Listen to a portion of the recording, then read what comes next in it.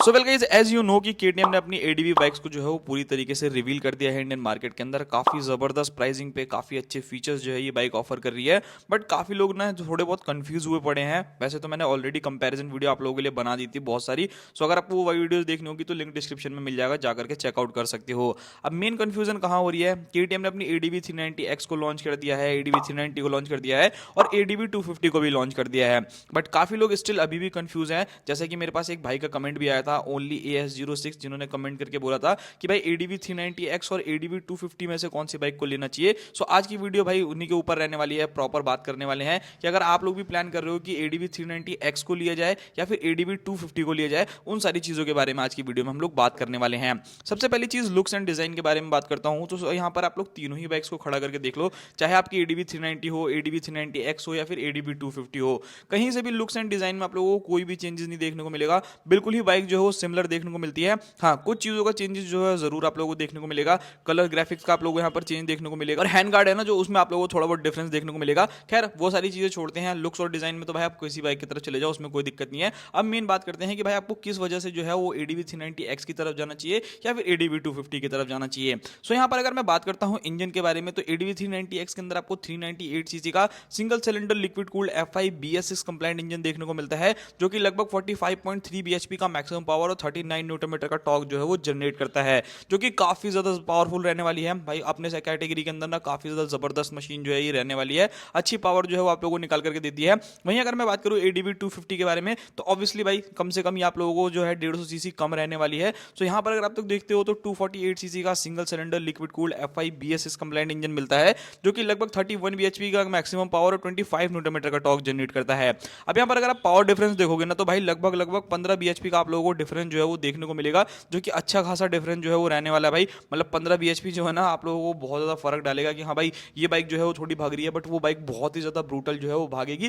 तो वो चीज़ें देख लीजिएगा। और भी अगर आप लोग देखोगे तो लगभग आप लोगों को 14-15 न्यूटन मीटर का टॉर्क जो है वो ज़्यादा देखने को मिलता है। सो भाई देखो, मेरा यहाँ पर यही कहना है कि सबसे पहले आप लोगों की ना चीज़ें क्लियर होनी चाहिए आपके माइंड में कि आपको बाइक चाहिए कैसी। जैसे कि दोनों बाइक्स लुक्स वाइज में तो बिल्कुल सेम है, उसमें तो आपको कोई दिक्कत नहीं है, ले सकते हो। बट अगर आप लोगों को एक ऐसी बाइक चाहिए कि भाई मेरे को एकदम तगड़ी पावर चाहिए, एकदम मतलब 40-45 bhp होना चाहिए कि जैसी थ्रॉटल दो तो गोली की तरह भागे, आराम से मतलब चलाऊं, मैं फुल पावर का मजा ले सकूं। सो उस कंडीशन में जो है वो आप 390X की तरफ जा सकते हैं। बट अगर आप लोगों को एक ऐसी बाइक चाहिए कि भाई मेरे को ऑफ रोडिंग मशीन तो चाहिए कि मैं ऑन रोड भी चल सकूं, ऑफ रोड भी चल सकूं और ठीक ठाक पावर हो, डिसेंट पावर हो, ताकि अगर मुझे सिटी विटी में भी चलाने हो तो वहां पर कोई दिक्कत ना हो। सो उस कंडीशन में आप एडीवी 250 की तरफ भी जा सकते हो, वहां पर भी कोई दिक्कत जो है वो नहीं रहने वाली है।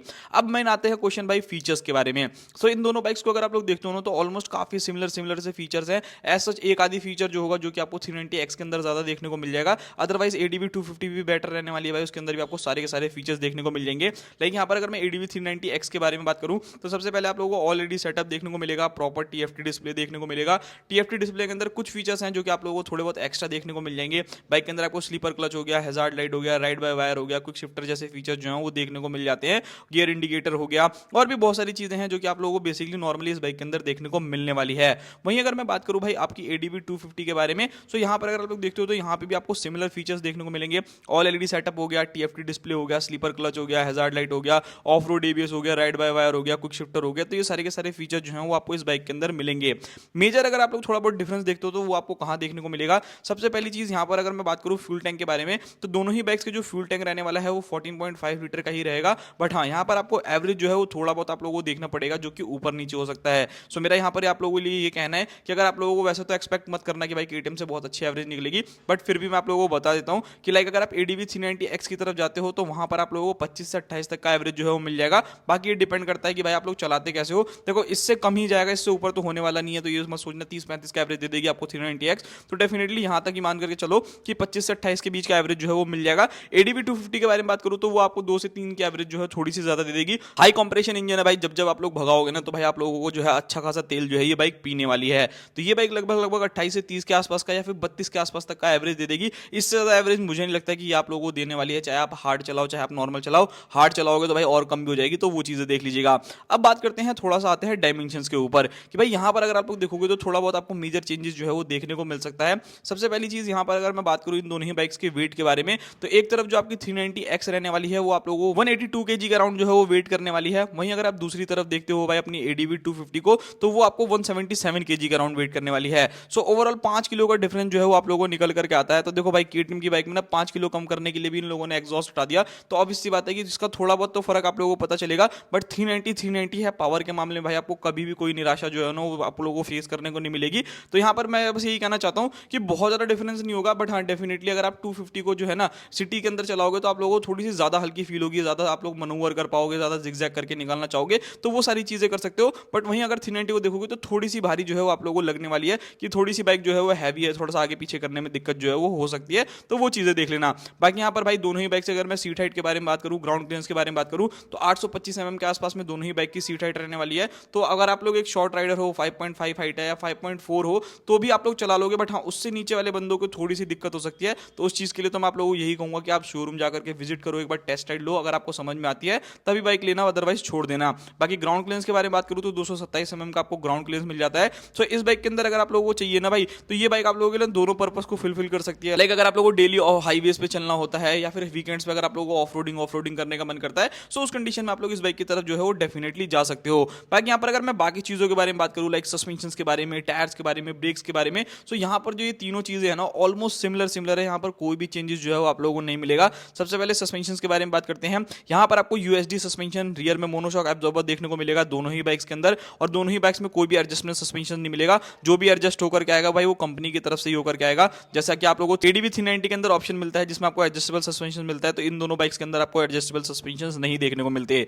टायर्स के बारे में बात करूं तो दोनों ही बाइक्स के अंदर आप लोगों को अलॉय व्हील्स देखने को मिलता है, जहां पर 190 इंच आपको फ्रंट टायर, 130 80 70 आपको रियर टायर देखने को मिलने वाला है दोनों ही बाइक्स के अंदर, जो कि ट्यूबलेस टायर रहने वाला है। ऑन रोड ऑफ रोड दोनों पर्पस के लिए आप लोग डेफिनेटली यूज कर सकते हो। हल्का फुल्का लीन करना चाहो तो वो सारी चीजें कर लोगे। सो वो सारी की सारी चीजें देख लेना। बात करी जाए ब्रेकिंग के बारे में, तो भाई देखो ब्रेकिंग का जो है ना आप लोगों को अलग अलग वेबसाइट पे अलग अलग चीजें दिखाई जाएंगी। मतलब एडीवी 250 का ये दिखाया जा रहा है कि उसके अंदर आपको जो रियर वाली डिस्क ब्रेक देखने को मिलती है वो 230 mm की है। सो वो 230 mm की नहीं भाई, आप केटीएम के ऑफिशियल वेबसाइट पे जाकर के चेक करोगे ना तो आपको पता चल जाएगा कि दोनों ही बाइक्स की ब्रेकिंग भी सेम है। 320 mm की फ्रंट डिस्क और 240 mm की रियर डिस्क, तो दोनों ही ब्रेकिंग जो है वो सेम है, 4 पिस्टन कैलिपर्स के साथ आती है, तो ब्रेकिंग वाइज आपको कभी भी कोई दिक्कत नहीं होने वाली। अब थोड़ा सा बात करते हैं वाइब्रेशन हीटिंग इशू के बारे में। तो देखो भाई वाइब्रेशन के बारे में अगर मैं बात करूं तो केटीएम की 390X के अंदर आपको हल्की फुल्की वाइब्रेशन थोड़ी ज्यादा देखने को मिलेगी, और एडीवी 250 के अंदर थोड़ी सी वाइब्रेशन जो है वो कम रहेगी। हीटिंग के मामले में अगर आप देखोगे तो 390X थोड़ी सी ज्यादा आप लोगों की हीट होने वाली है 250 के मुकाबले। तो ये सारी चीजें देख लेना। बाकी अब मेन क्वेश्चन निकल करके आता है कि भाई दोनों में से कौन सी बाइक लेने में समझदारी है।